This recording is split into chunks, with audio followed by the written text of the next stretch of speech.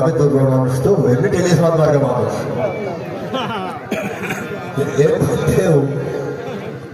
আমি বন্ধনের মধ্যে গেলাম এই কারণে এখানে যত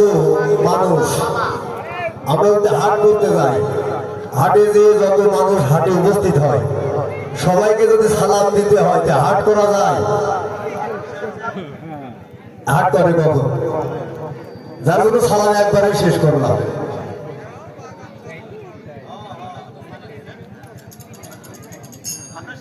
আমার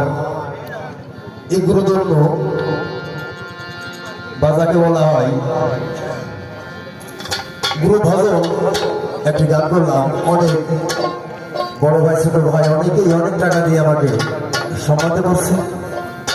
সে সঙ্গে আমি বলবো যারা এই বকশিস